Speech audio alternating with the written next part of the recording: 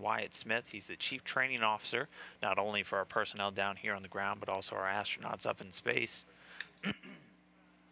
Now, Wyatt, we just heard from Ray. Members of this team, you guys have been training for this first orbital flight for years. So, first off, what are just some of the things that you've been in charge of trying to get the ground team ready for this very historic flight? We've been working for about 5 years on development of uh, all the training products and simulators that have gone into the training.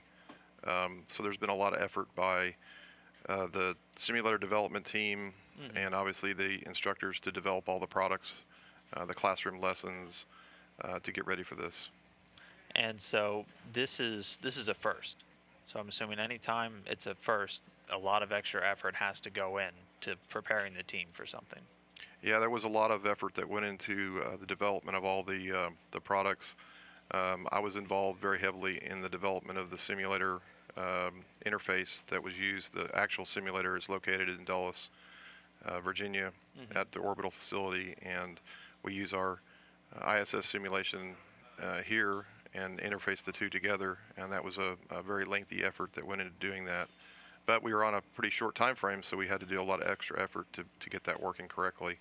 There was also other simulators that were developed that the more small simulators that the crew would use, and those were also developed in parallel. So a lot of simulator development effort, and obviously all the products that were used to train the crew and the ground personnel were built from scratch. We had a few things to use as sort of models from like HTV or other vehicles. Other cargo craft. Yep. Wasn't the first time that we've done things like this, but the vehicle is unique in its own way, and so we had to work pretty hard to get all that stuff complete. Okay, and you talk a lot about simulators. Now, the entire team is just going through simulation after simulation of just everything that could possibly happen with this vehicle. Is that what's going on? Well, there's a couple different aspects. The crew is only involved in the really later portions of the rendezvous, so they get trained on maybe the last couple hours or maybe even the last hour of the event, and it's really on that focus is really on their task that they have to perform at that time. And what would the crew's task be in those final moments? The crew is responsible, since this is a demo mission, the crew is responsible for watching the vehicle come up what's called the R bar, so from underneath ISS. Okay. They'll be monitoring the vehicle, make sure that it's on its correct trajectory toward the grapple point, and also they perform some demonstrated demo objectives that are where they pause the vehicle and make it go away using a command panel that they have.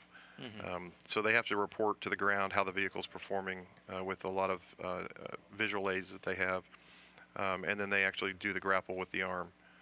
The ground personnel are watching from much further out. The orbital team, they obviously watch the whole entire rendezvous, and then there's a joint operations phase that occurs maybe for the last 4 hours of the flight, in which the team here is heavily involved in monitoring the vehicle and some demo things that happen. But during the simulations, we do all the nominal operations, we verify all the procedures are correct, and we also put in, I'm the evil guy, so our team gets to put in a lot of malfunctions and make sure that the ground team and the crew respond correctly to what the malfunctions are. So you get to try and trip them up, have a little fun. We try our hardest to trip them up. Yeah. We have to make sure they can do all the nominal procedures correctly, but we do try to put some things in there that are helping them learn and exercising flight rules that we have. So it's good to see the teams come together and perform well. And you said in the last few hours is really a joint operation between NASA and Orbital. It's not just one or the other.